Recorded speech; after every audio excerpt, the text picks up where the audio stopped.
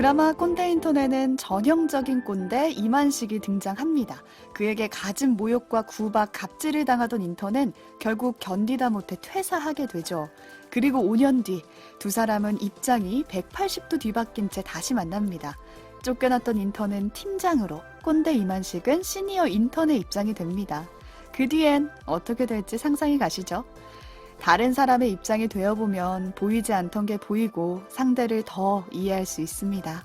이런 역지사지의 태도가 필요한 건 직장에서뿐만 아니죠.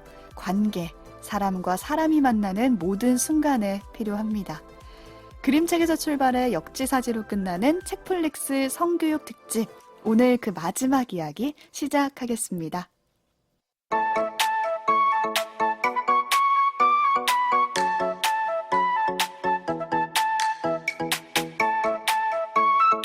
안녕하세요, 책디입니다. 오늘도 책플릭스 함께 만드는 두 분 나와 계세요. 안녕하세요. 안녕하세요. 오지랖 넓은 오지입니다. 안녕하세요. 이것저것 덕질하는 덕PD입니다. 네, 이번 주 책플릭스는 성교육 특집으로 저희가 준비를 네. 했는데요. 그렇죠. 그래서 책도 몇 권 소개해드리고 선생님들 모셔서 현장 얘기도 아주 마음껏 들어봤습니다. 네. 오늘은 저희가 그래서 이 성교육하면 떠오르는 작품을 추천해드리는 시간 이어서 준비해봤는데 영화관 옆 도서관 시간이에요. 사실 최근은 그쵸. 우리- 이미 했다. 우리 섹스의 비밀 상담소잖아요. 섹스 에듀케이션. 네. 제목부터 섹스 에듀케이션. 이걸 놓쳐버린 게 아, 너무 그쵸. 아프더라고요. 제가 너무 혹시 책플릭스를 중간부터 들으신 분들은 1화로 돌아가시면 됩니다. 네. 주제와 연결된답니다. 제가 그때 너무 좋아하는 작품이라서 1화 때 이제 소개를 했었죠. 곡 특집으로. 네. 그렇죠. 근데 지금 생각하면 정말 좋은 성교육 콘텐츠예요. 사실은. 맞아. 이걸 이런 할 게 줄 없어요. 알았더라면 그때 아까웠을 그렇죠. 텐데. 안 했겠지. 이런 게 논란이 어. 될 줄 몰랐어. 정말 오티스를 보시면 이 여가부와 이거 이제 이 책 안 된다고 하시는 분들 진짜 기절하십니다. 깜짝 놀라십니다. 섹스 에듀케이션이란 이런 것이다. 네, 그렇죠. 그리고 단순히 성지식뿐만이 아니라 네. 감수성의 문제나 정말 성 경험에 대한 얘기잖아요. 맞아요. 그런 것들이 섬세하게 참- 잘 다뤄주고 있는 작품이라서 이 책, 동화책 외에도 좀 아이가 컸다. 그럼 오티스 한번 봐주시면 될 것 실제로 같고. 실제 고민 상담 같은 거니까요. 네, 그쵸. 실제로 10대들의 고민을 실제로 다루고 있거든요. 네. 혹시 추천해주지 않아도 아이들이 찾아보지 않을까? 아, 이미 오티스, 나 이거 봤는데, 엄마. 봤는데, 이거 이미. 넷플릭스에 이미 본 컨텐츠로 이제 딱 뜬다고요. 아무튼, 그래서 오티스는 한번 어쨌든 소개를 드렸으니까, 네. 저는 좀 다른 작품 가져왔어요. 어떤 거요? 뭐냐면, 저번에 저희 동화책 리뷰할 때 음. 성 역할에 대한 얘기들 다룬 물고기 이야기 그쵸. 있었잖아요. 네, 여자, 남자. 이상해라고 외치는 이 아이. 음. 아이가 조금 크면 보여줄 만한 프랑스 영화 한 편 가져왔어요. 프랑스? 네. 한국 제목은 거꾸로 가는 남자라는 작품입니다. 어디 가는 연어야? 거꾸로 가는 남자. 죄송해요. 할 말을 잃었어, 지금 잠깐만. 와, 나 지금 이거 전혀 생각 없이 아무 생각 없이 이 편집하지 마세요. 덕PD가 이런 연배입니다, 여러분. 갑자기, 리뷰. 야, 해지네. 체온 올라간다, 내가 체온 무슨 올라가. 말을 그랬는지. 연어 아니고요. 남자입니다. 거꾸로 가는 남자. 넷플릭스에서 저는 봤고요. 이게 불어 제목을 찾아왔어요. 제가 또 불어 발음을 해볼까요? 네. 기대됩니다. 주니스. 주니스 빠자놈 파실이라고 오. 되는 영화. 말 듣고 있는 불어 제목이에요. 영어로 번역하면 I'm not an easy man 이런 뜻입니다. 쉬운 그러니까 남자 쉬운 아니요? 남자 아니야. 쉬운 남자 아니야. 라는 쉬운 남자가 아니다. 라는 제목이에요. 이게 뭐냐면, 제목부터 한국 제목에서 조금 더 유추가 잘 될 것 같은데, 주인공은 다미행이라는 남자 인물이에요. 이 네. 사람은 뼛속부터 남성 우월주의자라고 묘사가 돼요. 그러니까 지나가는 여성에게 함부로 추파를 던지고, 그 다음에 되게 성희롱적인 농담 아무렇지 않게 던지고, 여자는 그냥 내가 꼬시고 내가 이용하는 대상일 뿐인 이런 시각을 가진 최악이네. 사람이에요. 근데 이 사람이 어느 날 어떤 계기로 갑자기 기절했다가 깨어나니까 세상이 거꾸로 가는 거예요. 거꾸로라면 어떻게 거꾸로 갔냐? 모든 남녀의 이제 이런 기존의 권력 구조라던가 라이프 스타일이나 성별 고정관념 이런 것들이 정확하게 1대1로 뒤집어진 사회에서 갑자기 정신이 들게 됩니다. 시간이 아니라 그 성 역할이 바뀐다는 거예요? 네네. 시간은 그대로고 인물들도 다 그대로고 이 세상 파리라는 도시는 그대로인데 어떤 남녀의 역할만 정확하게 대칭이 된 거예요. 그냥 단순히 여성 우월적인 사회 뭐 이런 개념이 아니라 되게 의도한 듯한 치밀하게 1대1로 바꿉니다. 정말 작은 거 하나까지. 그래서 너무 이상한 거예요. 다미행이 눈을 떴을 때 남자들이 다리가 노출된 짧은 옷차림을 하고 다니고 제모를 하고 화장을 하고 그다음에 가사와 육아는 다 그 남성이 전담을 하게 되고 하다못해 사무실에 가서 중요한 일 얘기를 하는 건 전부 여자들이고 커피를 타다 주는 건 남자. 이런 식으로 정말 하나하나 다 뒤집어진 사이가 된 거예요. 그래서 이게 어느 정도까지 디테일하게 바뀌냐면 TV 속 영화 한 장면에서 보면 살이나 이런 나체가 노출된 사람은 다 남자. 그런 남자를 쓰다듬고 있는 건 여자. 이런 식으로 바뀌고 잡지 광고에 이렇게 막 이렇게 이불 속에 누워있는 사람은 남자의 나체. 그리고 어떤 것도 있냐면 포커 게임을 해요. 근데 보통은 킹이 퀸보다 더 센 카드잖아요. 그쵸. 여기서 퀸이 맞아, 더 세요. 맞아. 아예 진짜 그런 룰도 디테일하죠. 정말 디테일하다. 되게 재밌어요. 그래서 그 디테일들을 찾아나가는 게 되게 재밌고 이게 사실은 어떻게 보면 아무리 역할이 바뀌어도 육체적인 거는 남자가 뭐 힘이 더 세거나 일반적으로 체격이 좋거나 이런데 그것까지도 그냥 무시해요. 그래서 클럽에 가드 보는 사람은 여자고 인포데스크에 서 있는 사람은 남자인 거야. 진짜 상징적으로 바꿔놨네. 이걸 다 상징적으로 한 거예요. 제가 봤을 때는. 하다못해 이제 이 다미엔이 이 사회에서도 나름대로 적응을 해서 살아가요. 또 살아야지. 그 전에 자기가 막 추파를 던졌던 되게 그러니까. 단아한 여성이 있거든요. 이 사람이 두 번째 주인공이에요. 알렉산드라라는 여성인데 이 사람은 원래는 이제 자기 친구인 작가의 비서였는데 이 뒤집어진 거꾸로 된 사회에서는 인기 있는 작가예요. 이 여자 본인이. 그리고 자기 친구가 비서야. 그래서 그 친구가 이제 부인이 출산을 하게 되면서 출산휴가를 써요. 그래서 이 다미행이 대타로 잠깐 그 작가의 비서로 이제 들어가면서 벌어지는 일이에요. 재밌죠. 아니 주인공 자체가 좀 마초스러운 면이 있던 사람이었잖아요. 엄청 심했던 사람이죠. 그게. 근데 그 사람이 완전 입장이 바뀌었을 때 느끼는 충격의 연속. 자기도 나름대로 이제 잘 적응하려고 친구의 도움을 받아서 제모도 하고 되게 가슴 털도 이렇게 예쁘게 남겨놔.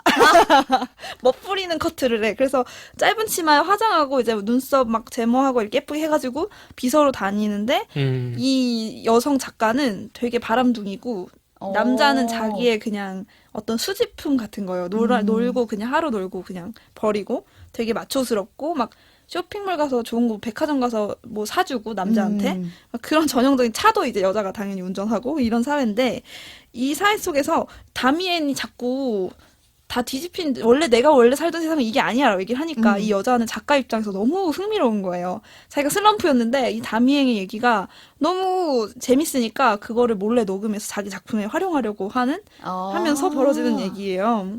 사실은 이 드라마의 주요한 포인트는 사실 그런 전복된 디테일들이 굉장히 어색하게 느껴지는 거예요. 여자가 우통벗고 조깅을 하고 남자가 핫팬츠를 입는 사회. 그게 되게 어색해요. 그래서 엄청 그런 다미행이 막 혼란스러워하면서 그 불편함들, 우리가 봤을 때 어색한 것들을 느끼는 게 이 영화의 정확한 의도인데 그게 어디서 이제 극대화 되냐면 이제 사고가 나서 이 여자 주인공이 기절했다 일어났는데 세상이 바뀐 거예요.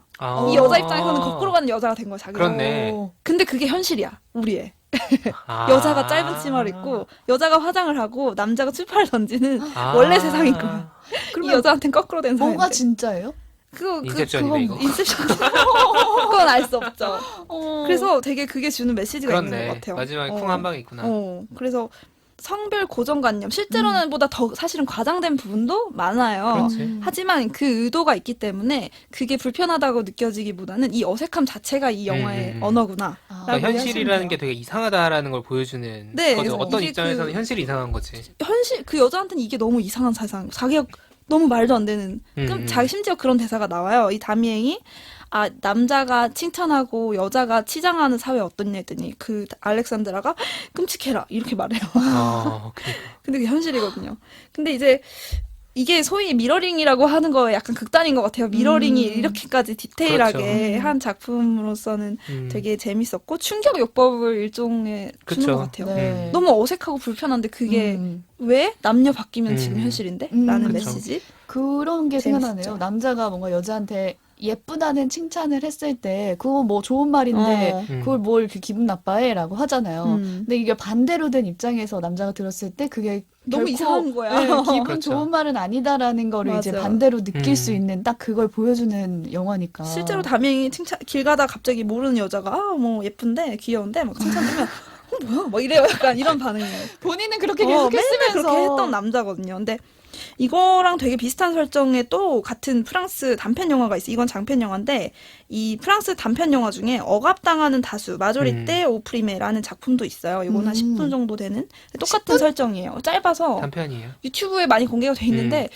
화질 좋은 버전을 찾아봤더니 자막이 없더라고요. 근데 아무튼 그래서 이것도 억압당하는 다수, 그러니까 다수인 사람인데 억압당하는 상황이 된 거예요. 그러니까 남성이 반대로 이렇게 여성의 입장으로 바뀐 똑같은 설정인데 이 작품은 그 주인공이 성폭행을 당하는 장면까지 이어서요. 그래서 경찰서에 갔을 때 그 사람이 당하는 일련의 사건들. 아, 남자가 성폭행을 당해서 경찰서에 갔는데 거죠? 여자 이제 대부분 경찰관은 여성이고 공개된 장소에서 네가 당한 행위를 구체적으로 다시 진술해보라고 요구한다던가. 좀 더 하드코어하다고 해야 되나? 상황이나 설정이나. 이 피해자를 데리러 온 배우자, 여성 배우자가 이 별거 아닌 문제로 치부하는 상황에 대한 것까지 묘사되고 있어서 한 걸음 조금 더 나아간 작품도 같이 소개를 드려요.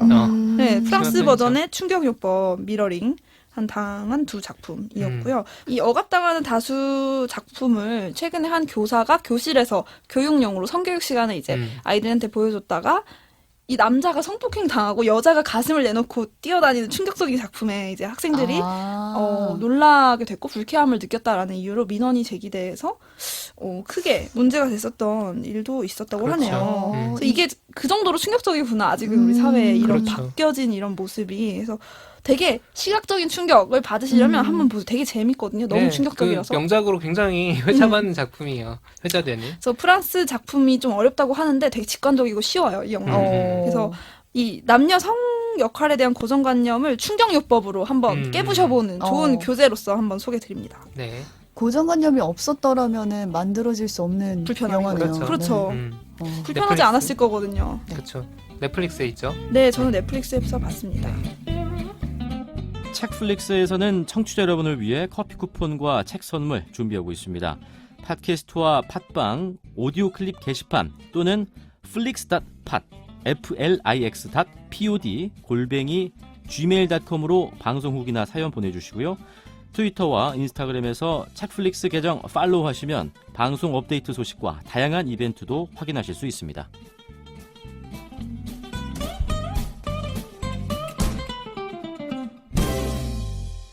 제가 준비한 작품은 이번에는 거꾸로 가는 남자와는 또 의도한 건 거꾸로 아닌데 완전 방향이 반대로 해요. 거꾸로 갔나요 또? 네, 연호인가요 또? 내가 큰 죄 저질렀다.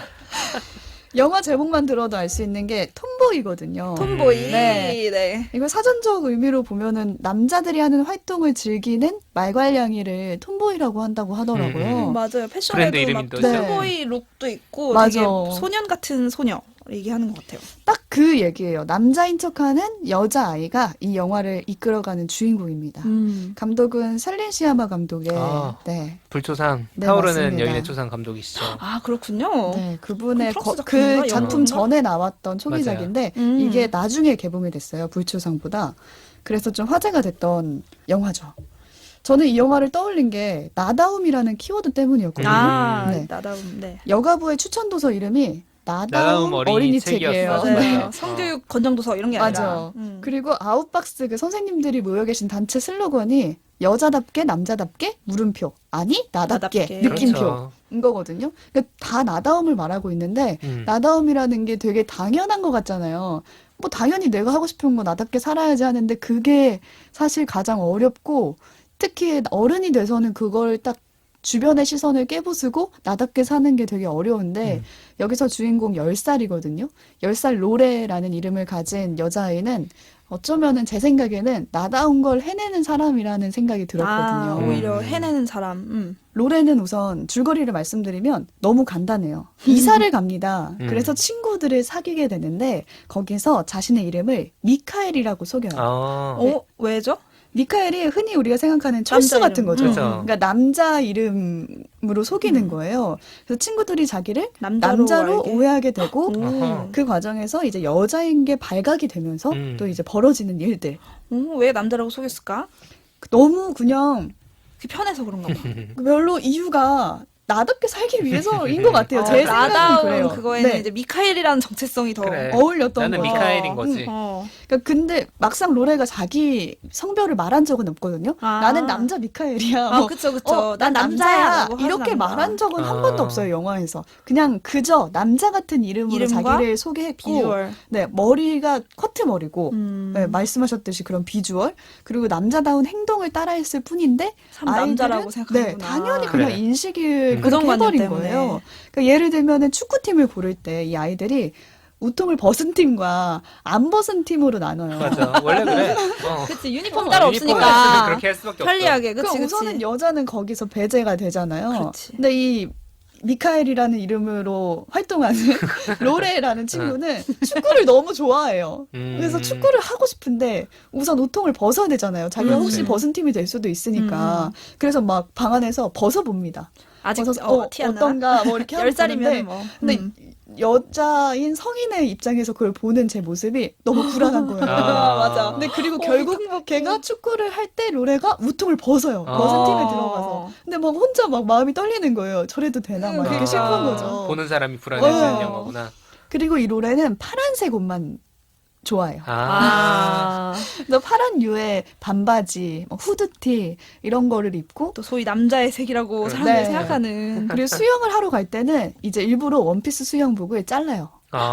밑에만 입으려고? 네, 밑에만 입으려고. 우동 그리고 벗는 느낌. 게다가 클레이 점토로 그 남자의 성별을 만들어요. 뽕을 넣는 거구나. 그래서 그걸 넣어서 이제 수영을 하러 가요. 음, 왜 그렇게까지 하냐라는 질문을 할 수 있지만 그렇지. 그래야 수영을 할 수 있으니까라고 저는 답을 하고 싶은 게 여자라고 수영을 못하는 건 아니지만은 리사라는 여자아이가 있거든요. 남자들 무리에서 유일한 여자아이예요. 근데 그 아이가 수영을 하러 가서 하는 거는 그냥 이제 물장난? 이 정도예요. 수영을 못 하는구나. 아니 수영을 뭐 해야겠다. 해도 그만인데 이제 남자들이 안 하는 정말 뭐 스포츠로서의 수영이 아닌 거 물놀이만 아. 하는 거지 옆에서. 수영 싸움을 하거든요, 걔네가. 이제 아. 위에서 막 밀어치기를 하면서 한 명 그걸 내머리야, 못 끼는 내머리야 거지. 막 하는데 거기에는 그냥 리사는 구경만 하고 아. 있어요. 그런 그림 네. 많죠. 로레는 근데 그걸 원하는 게 아니거든요. 그렇네. 그냥 수영 싸움도 하고 뭐 진짜 축구도 신나게 하고 이렇게 하고 싶으니까 남자인 척을 계속 하는 거예요. 그냥 자기가 하고 싶은 놀이를 그냥 즐겼을 뿐이네요, 얘는. 네.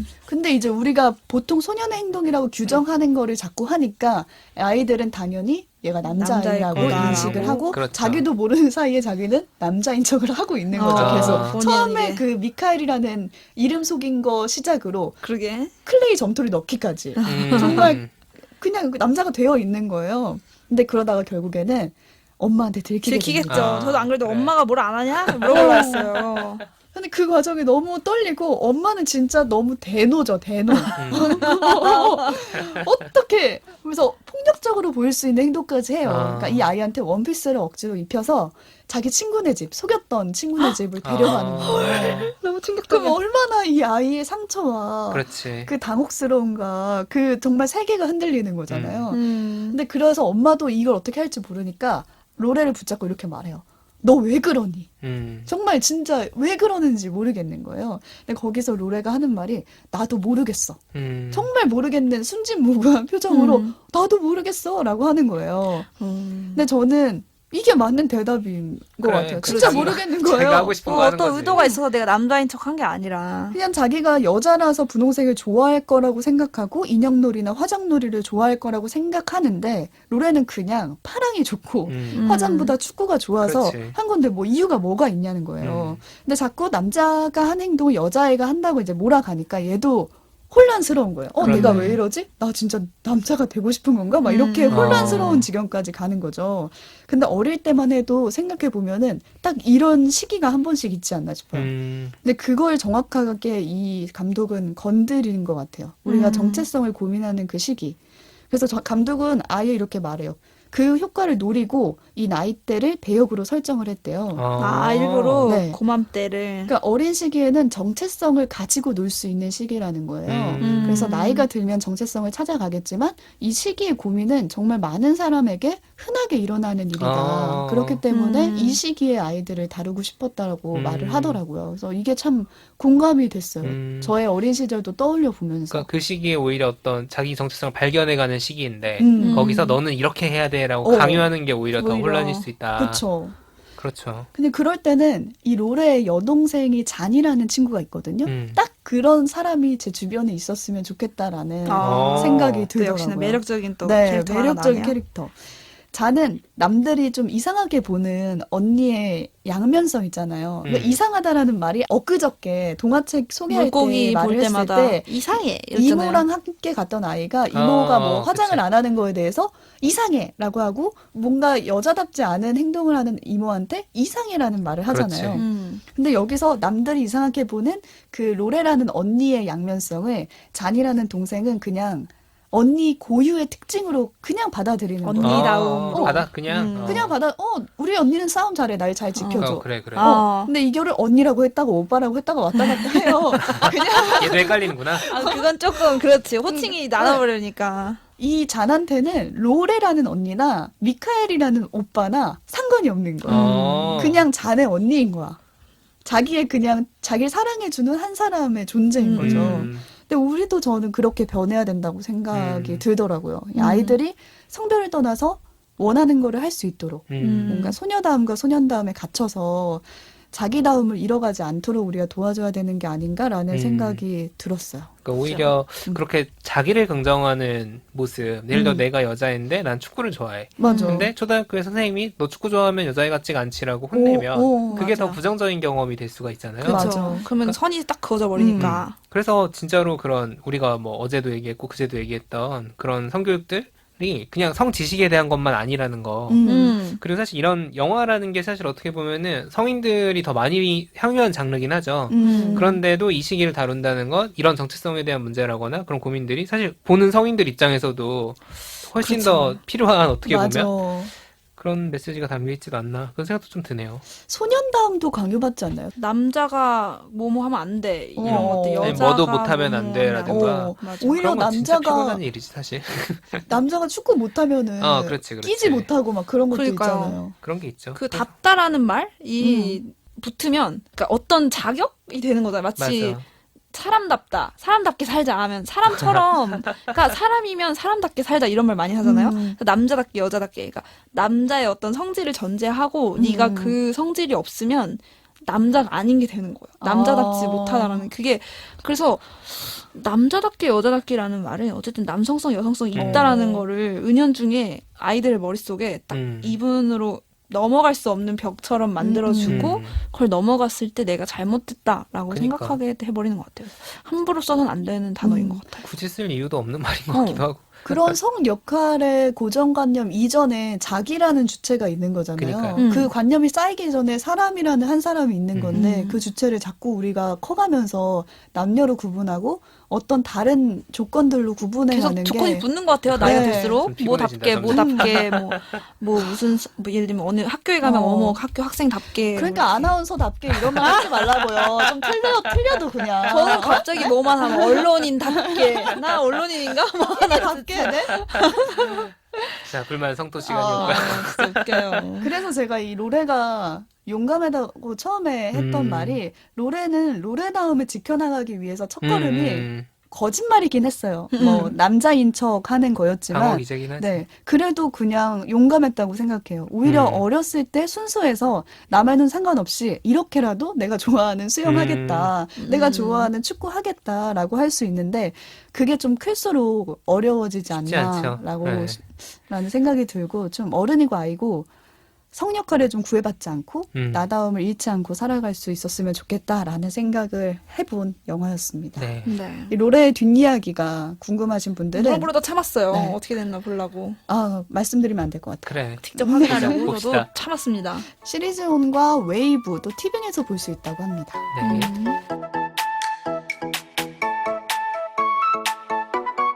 마지막으로 덕 PD 어떤 작품인가요? 네, 제가 들고 온 작품은 이런 프랑스 영화들 아니다. 그러네. 둘 다 프랑스였네. 그렇네요. 그리고 저희가 이제 이번 주에 이제 성교육에 대한 이야기 나누면서 성지식에 대한 이야기나 예민함이라거나 뭔가 젠더 감수성이라거나 성역할 고정관념에 대한 얘기들 많이 했잖아요. 네. 근데 이제 영상 작품들은 사실 성지식에 대한 건 뭐 그렇게 할 게 없는 것 같아요. 오티스 만세. 오티스만이 유일해. 그리고 지식이라는 게 어떻게 보면 딱 정보가 정확하게 전달이 되면 그다음부터 뭔가 변용할 게 없어서 오히려 감수성이라거나 그런 부분들에 대한 작품들이 쭉 나오는 것 같은데 네. 제가 추천하려는 작품은 이제 할리우드의 어떤 샤방샤방한 그런 특별한 고민이 필요 없으면서도 10대 그러니까 10대도 어린 10대 어린아이들의 연애에 대한 이야기다. 뭔가요? 좋아요, 제가 너무. 소개를 해보겠습니다. 학창 플립. 시절 사랑 이야기. 플립이라니 뭐예요, 플립? 첫사랑에 그냥 네. 거의 뭐 정석으로 꼭 꼽히는 영화인데. 그렇죠. 플립이죠. 이 영화의 주인공은 두 명이에요. 줄리라는 여자 주인공과 브라이스라는 남자 주인공이 있는데 그 두 명과 그들의 가족을 중심으로 이야기가 진행이 돼요. 네. 첫 장면이 뭐냐면 줄리와 브라이스가 처음 만나는 장면인데 줄리 사는 동네에 브라이스가 이사를 와요. 이사를 오고 그게 8살이에요. 둘이서. 애기들이 나옵니다. 애기예요. 그 동네에서 처음 만나는 상황. 근데 이 줄리가 어떤 성격이냐면 핵인싸. 아. 초핵인싸. 그래서 브라이슨의 가족이 이사 트럭에서 짐을 내리려고 하는데 그냥 막 뛰어 들어가. 오. 그래서 도와줄게 하면서 안녕 이러면서. 아, 근데 그쵸. 오. 근데 브라이스도 그렇고 브라이스 아빠도 얘 뭐지 하는 거지. 이 친화력 뭐지? 얘는 뭐지? 이 사람들은 사실 별로 인싸가 아니에요. 뭐 부끄러움이 아. 소심하다, 겁쟁이, 아무튼 이런 여러 가지 그런 설명들이 나오는데 일종의 벽 같은 걸 하나 세워놓는다고 해야 되나? 낯을 가리는. 네, 그런 성격들이라 보니까 이 줄리가 부담스러울 거예요. 그죠? 그렇죠. 그럴 수 있어요. 학교에서도 마찬가지야. 브라이스는 이사 왔잖아요. 조용히 살고 싶다고. 그러니까. 근데 첫 등교를 하자마자 브라이스 왔어 하고 줄리가 뛰어나와서 인싸다, 안아주고 막. 막 안녕 브라이스. 챙겨주고 계속 들이대는 거야. 브라이스가 이걸 굉장히 부담스러워하죠. 그리고 그 그럴 것 광경을 같아. 보는 애들은 어떻겠습니까? 쟤 뭐야? 엄청 이러면서. 놀리겠지. 둘이서 뭐 어떻게 하면서 이제 그 뒤로 몇 년에 걸쳐서 이 브라이스를 줄리가 쫓아다닌다. 아, 좋아하는구나, 진짜로. 네, 이런 관계가 만들어져요. 근데 재밌는 거는 이 시점이 교차돼서 나와요. 그러니까 줄리의 시점과 브라이스의 시점이 교차돼서 나오는데 처음엔 브라이스의 시점에서 시작을 하고 이 줄리의 부담스러운 어떤 접근들 이게 막 묘사가 되다가 줄리는 그 시점에서 어떤 생각을 하고 있었는지 줄리가 다시 서술자로 바뀌어서 되돌아보는 거예요. 오, 네. 되돌아보고 일정 시간을 보여주고 그 다음에 다시 또 사건이 전개가 되고 이게 왔다 갔다 교차돼서 편집이 됩니다. 냉정과 열정 사이 같아요. 그럴 수 오. 있어요. 근데 이제 너무 그쵸. 슬쩍. 딱 그거야. 딱 그런 느낌이야. 어. 딱 그런 느낌인데 브라이스 시점에서 이해가 안 되던 줄리의 행동들 그걸 아. 왜 했는지 줄리의 시점에서 이해가 되고 우리가 다시 보게 되고. 그쵸. 줄리가 그 다음에 또 사건을 전개시키면은 그 다음에 브라이스가 왜 저러지는 또 브라이스 시점에서 다시 이해가 우리는 되고 알지만 서로는 모르겠네요. 왜 모르겠죠. 그랬는지. 네. 그래서 그런 편집과 함께 쭉쭉쭉 진행이 됩니다. 근데 줄리의 성격을 굉장히 잘 보여준 사건이 하나 발생을 하는데 교회에 있는 주거 지역이에요. 미국이라. 네. 스쿨버스가 다녀요. 네. 거기에 큰 나무가 한 그루 있습니다.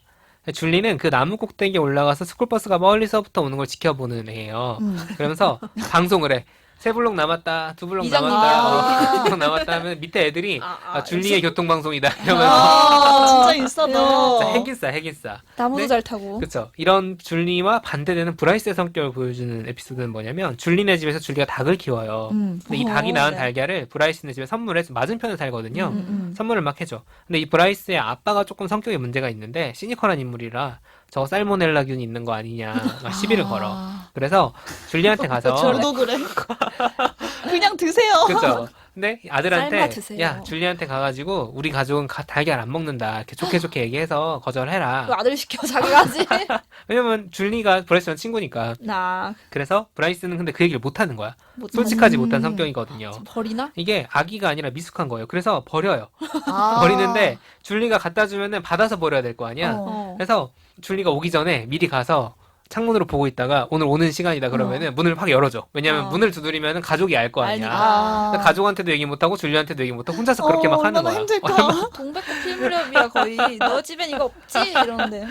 이런 성격을 굉장히 다 잘 보여주는 그런 장면들이죠. 소심해. 그래서 줄리와 브라이스가 처음 만나 6살 때, 8살이라 그랬잖아요. 이렇게 대비되는 성격. 8살 때 줄리가 딱 정해놨어. 아, 내 첫 키스는 브라이스랑 하겠구나. 되게 조심적인 여성이네. 아, 누구 맘대로. 그치, 찍어놨어. 그러니까 쫓아다닌 거예요. 근데 반면에 브라이스는 성격이 좀 그렇다 보니까 줄리를 되게 부담스러워하고 피해 다니고 같이 다니는 남자친구랑은 아, 줄리 너무 귀찮아. 이런 식으로 얘기를 하는 거죠. 또래 사이에서 그런 네. 거. 딱 보면 알겠지만 이 일방적인 짝대기의 관계, 서로 짝대기가 맞지 않고 줄리가 일방적으로 브라이스를 쫓아다니는 관계가 되는 건데 이거 중 사건이 하나 벌어집니다. 줄리가 맨날 올라가서 그 버스가 오는 걸 쳐다보던 그 플라타나스 나무가 있는데 그게 그 스쿨버스 정류장 앞에 있는 집 그 마당에 있어요. 네. 근데 그 집주인이 그 나무를 베어내기로 한 거야. 왜냐면은 집을 공사를 해야 되는데 자꾸 줄리가 올라가서. 공사를 해야 되는데 걸리적거린다는 거죠. 나무가 되게 커요. 아. 되게 큰 나무로. 왜냐면은 막 3블럭, 4블럭 떨어진 그 버스가 보일 정도니까. 어떻게 올라왔지? 근데 그 플라타나스 나무가 너무 좋았던 줄리는 안 내려오는 거야. 시위를 한 거야. 1인 시위. 고공시위를 합니다. 성격 보여주죠? 그 사건이 지역 신문에 보도가 돼요. 우와. 보도가 되고 인싸. 그 신문을 본 브라이스의 할아버지가 브라이스한테 야, 얘 재밌네. 한번 데려와라. 어떤 애냐. 이렇게 얘기를 하면서 브라이스는 그동안 줄리를 무시해왔지만 일단 신경이 쓰이기 시작을 하는 거죠. 여기서부터. 줄리는 그 나무에 대체 왜 집착을 했을까? 이것도 궁금하잖아요. 처음에 그 나무에 줄리가 올라간 이유가 뭐냐면 브라이스가 연을 날리고 놀았어요. 근데 그 연이 나무에 걸린 거야. 걸렸어 또? 근데 또 브라이스는 그냥 뭐 아이고, 겁나서 이런 것도 맞아. 있겠지만 그냥 아니, 걸렸네 하고 마는 버리자. 이런 캐릭터인데 포기하고. 줄리가 그 연을 찾아 올라간 거야. 아. 어린 대단하다. 줄리가. 어린 줄리가 올라갔는데 그 꼭대기에 딱 갔을 때 보이는 그 장면, 풍경. 그게 너무 풍경이 좋았던 너무 아름다운 장면이 나오는 거예요. 그래서 그 뒤에 줄리는 그 나무에 앉아서 몇 시간이고 그 풍경을 바라본 아이가 된 거예요. 그러니까 이렇게 여기서 또 느끼겠지만 줄리는 성격도 세지만 감수성이 굉장히 풍부한 감수성이 아이예요. 풍부하네요. 네. 줄리가 치는 대사들을 보면은 13살? 이게 13살까지 진행이 되거든요. 내가 저런 생각을 할 수 있을까 싶은 그런 깊은 매력이 있어요. 예를 들어서 아빠가 있는 장면에서 나오는 건데 우리는 별로 말을 안 했지만 상관이 없었다. 어쩐지 침묵이 말로는 불가능한 방식으로 우리를 이어주는 듯 했다. 뭐? 13살이 이런 대사들 혹은 누군가에 대해 평가할 때는 저 사람은 겉보기에는 말쑥하고 괜찮은데 그 아래에 뭔가 썩고 있는 것 같았다. 오. 야, 이렇게 보면은 그러게. 줄리가 진짜 이렇게 깊은 캐릭터로 나와요. 관찰력이 되게 겉으로는 좋다. 그냥 막 네. 시끌시끌한 인싸 같은데. 그리고 누군가와 감정을 교류한다거나 상대방의 감정을 읽어내는데 굉장히 민감한 애로 나오는 거죠. 심지어 성실하기까지 해. 닭을 키운다 그랬잖아요. 이 닭이 어떻게 된 닭이냐면 과학박람회 이런 거 하잖아요. 초등학교 때. 그때 자기가 부화시킨 닭이에요. 아. 계란을 가지고 유정란을 가지고 병아리를 부화시키는 거를 이제 발표 프로젝트를 한 건데 계속 키우는 그걸 거야? 계속 키우는 거야. 와. 계속 키워서 자기 뒷마당에 자기가 혼자 다 키워요. 부모님 도움 안 받고 키워서 그 달걀도 수거해서 팔고 돈도 벌고 이런 캐릭터예요. 그러니까 거의 사기야, 사기. 이런 애가 어떻게 있을 수 있느냐. 너무 사기 매력적이네. 캐인데 와. 반면에 브라이스는 뭐냐는 거죠. 소심하고 막 줄리의 어떤 행동에 대해서도 굉장히 평면적으로 이해를 해요. 쟤는 왜 그럴까에 대해서 몰라 그냥. 아직 어린 애 같아요. 되게 미숙한 거예요. 어떻게 보면은 그 나이 또래 당연히 그러겠다 싶은 느낌도 들지만 줄리랑 비교가 되잖아. 그러니까 너무 어린 걸로 나오는 거죠. 그러니까 상대적으로 대체 왜 둘이 엮여 있는 거지? 왜 줄리는 이런 애한테 반해서 첫 키스는 쟤랑 해야지라고 생각을 한 걸까? 이런 생각이 듭니다. 보는 입장에서. 근데 이런 격차가 시간이 흐를수록 점점 벌어져요. 줄리는 점점 더 성숙해지고 브라이스는 성장이 별로 없으니까. 뭐 하는 놈이야, 어, 브라이스는. 근데 어떤 계기에 의해서 줄리가 계속 쫓아다녔잖아요. 어쨌든 그동안. 네. 근데 줄리가 이놈은 도저히 안 되겠다. 포기해. 그래, 이거 뭐 그러니까 하는 놈이야? 내가 몇 년을 답답하게. 좋아했다고 하지만 이제 끝이다. 어. 상처받고 포기하는 시점이 옵니다. 그 계기는 이제 영화에서 확인을 해보시면 좋겠고 문제는 이 시점에서 브라이스가 줄리가 좋아진 거야. 그렇겠지. 그래야 첫사랑 영화지. 짝대기가 어긋난 거죠 이제. 풀립됐네요, 관계가. 그쵸. 이런 상황이 되면은 브라이스가 안달이 나겠죠 이제. 어떡하 브라이스는 그 정석이죠. 과거 그러니까 이런 몇 영화에. 년 동안 정말 몇 년 동안 줄리에 대해 생각했던 것보다 무시해왔으니까 사실상. 내가 널 좋아했구나 그러니까. 이렇게 깨닫는 거죠. 그렇게까지는 또 아닌데 그때부터 훨씬 더 많이 줄리에 대해 생각을 하기 시작한 거야. 그 전에 자기 삶의 중요한 인물이 아니었다고 자기가 어떻게 보면 오히려 생각해왔던 거지만. 귀찮고 그쵸. 그냥 그런 애였는데. 그 밀도 있게 줄리에 대해 생각을 해보는 거예요. 그리고 그렇게 어떤 한 사람의 감정이나 그 경험에 대해 생각을 하다 보니까 다른 사람과의 관계에 대해서도 브라이스가 예민해지는 거야. 이제 성장을 이제 하는구나. 예민할 줄 그렇죠. 배웠네. 그래서 누군가의 감정을 줄리가 아닌 누군가의 감정을 좀 더 섬세하게 더 이해하고 있다는 걸 자꾸 보여줘요. 브라이스가 그렇게 변해가고 있다는 거를. 컸네 이제. 아, 이거 성장하는구나. 이런 순간들이 오는 거죠. 그래서 어쩌겠어요. 근데 이미 줄리는 마음 떠났는데. 근데 이게 개쪽 같네 또. 이 클리셰가 있지 않습니까? 지금까지 걸어온 우리가 그러니까요. 이 헐리우드의 어린아이들을 다루는 이 영화는 해피 엔딩이어야 돼. 어떻게든 그래요. 해피 엔딩이어야 돼. 다시 사랑해야 해. 자, 여기서 무슨 일이 벌어지느냐? 그거는 넷플릭스와 왓챠에서 확인을 해보시면 좋겠고요. 이게 무슨 이 모자란 남자애를 여자애가 잘 키워서 좋은 남자로 만들었다. 경쟁시키는 이런 이런 스토리 스토리처럼 알겠죠? 보일 수도 있지만 마지막 순간에는 줄리도 그 자신들의 관계에서 무엇이 부족했는지 깨닫는 한마디가 있습니다. 그래서 끝까지 보시면 되게 재밌어요. 저는 이 영화를 왜 오늘 소개를 해드리느냐. 첫 번째는 이 10대 초반까지 이 소위 어린이들 사이에 벌어진 연애 스토리인 거죠. 이건 기본적으로. 그렇죠. 근데 그 감정을 어떻게 다뤄야 될지 모르는 경우가 되게 많은 거예요. 줄리도 사랑이야, 뭐 좋아 이런 거로 표현하는 게 아니라 첫 키스는 얘랑 해야겠다. 라든가 당돌하네요. 그냥 얘한테선 좋은 냄새가 나 라던가 뭔가 그런 어떤 단편적인 감정들로 서술이 돼요. 상대방의 감정을 헤아리는 것도 쉽지가 않죠. 사실 그 어린 나이에는. 맞아. 그러다 보니까 줄리가 처음에 막 너무 들이댔잖아요. 근데 과연 줄리는 그때 잘한 걸까? 그것도 알 수가 없어요. 왜냐면은 처음 만나서 낯선 동네에 간 애한테 무례하게 다가올 수도 있고. 학교에 가자마자 나는 소심한 애인데 누가 막 와서 안아주는데 되게 부담스러운 방식인 거야. 그리고 자기가 감정이 생겼을 때도 그 감정이 무엇인가에 대해서 고민을 한다든가 이런 것들이 이 줄리와 브라이스라는 캐릭터를 통해서 나타나요. 그 고민들이. 그래서 이런 감정은 교육으로 되는 거냐 그냥 겪으면서 배워야지라고 생각할 수도 있지만 기본적으로 최소한의 태도나 규범들 이런 감정이 무엇이다. 예를 들어 우리가 소개했던 그 철학책 사랑에 대한 철학책 마음이 있죠. 끌린다면 자, 그렇죠. 네. 그런 것들이 어떻게 보면은 이런 영화가 보여주는 그런 교육의 필요성이랄까 그런 것도 좀 느껴지는 것 같고 사실 성인들에게도 필요한 감수성 교육인 것 같아요. 저는. 맞아요. 네. 호리에도 허락이 필요하다고 우리가 전에 바그다드 카페 영화 다루면서 맞아. 얘기했었잖아요. 근데 딱 줄리도 그런 것 같아요. 그렇죠. 본인의 사랑을 받아주는 사람의 허락도 좀 필요한데 그거를 조율 없이 막 다가가는 그랬을 때 생기는 문제가 또 이 영화 속에서 그쵸. 발생하는 게 아닌가. 그리고 두 번째는 줄리라는 캐릭터가 보여주는 감수성, 그 예민함이라는 표현 우리도 얘기 나왔지만 자기가 좀 내키지 않아도 어쨌든 점점 커가면서는 상대방의 감정을 되게 배려한 캐릭터로 나와요. 또 단지 저가 중요한 거는 그냥 조심만 하고 무조건 상대에 맞춰주기 이게 아니라 자기가 좀 상처받을 용기를 가지고 있는 애다라는 그게 되게 매력적이에요. 자기 마음을 나누면서 네. 이렇게. 그러니까 브라이스는 그냥 불편한 문제는 생각하지 않고 덮어버리는 캐릭터예요. 예, 달걀 사건 같은 거 아까 얘기했던 문제가 더 커지는 거죠. 그게 나중에 밝혀지면 어떻게 되겠어요. 맞아. 정말 큰일이 되는 거죠. 하지만 우리가 어떤 예민함을 키워가려면 나 혼자 그냥 프로 불편하가 되는 게 아니라 같이 좀 예민한 감성을 키워가려면 얘기를 해야 된다는 거야. 그럼요. 덮어놓는 게 아니라 얘기를 해서 더 상처받고 고통이 있을 수도 있지. 하지만 그 과정을 거치지 않으면 문제는 점점 커지기만 한다. 이런 점들이 저는 우리가 이번 주에 하고 있는 얘기들과 맞닿아 있다는 생각이 들어요. 그래서 의미를 어떻게든 만들어서 말씀을 드렸지만 영화는 그냥 디테일이 굉장히 훌륭하고 재밌는 영화예요. 플립이라는 영화 제목이 대사에 몇 번 등장을 합니다. 그게 사용된 맥락들도 되게 재밌어요. 그리고 나오는 음악도 굉장히 대중적이고 서사도 마찬가지고 정말 한치의 예상을 빗나가지 않지만 그게 또 맛 아니겠습니까? 그 길이 너무 즐거워요. 내가 아는 길인데 뭐 보면은 우리가 맨날 산책하는 길에도 꽃이 얼마나 예쁜지라든가 그날그날 달라진 디테일들 때문에 즐겁잖아요. 그런 영화이기 때문에 한번 이런 주제와 같이 생각을 해보면서 봐도 좋고 그냥 1시간 반 정도 되거든요. 그냥 좀 힐링이 필요하다. 이때 봐도 굉장히 좋은 영화입니다. 로맨틱 코미디하면 꼭 꼽히는 작품이더라고요. 꼽히는 정말 명작 중에 하나죠 사실. 잘 만든 영화예요. 그리고 배신하지 않는다고 하니까 한번 보고 싶네요. 결과적으로 잘 된다. 자꾸 마음이 끌린다면에 약간 실습한 느낌이어서 내 감정이 뭔지 생각해보고 발렌타인데이 이 책을 주면서 플립을 같이 읽으세요. 아직 멀었지만 빼빼로데이가 더 가깝다. 아기는 어떻게 태어날까 이렇게 받으시고 이제 네.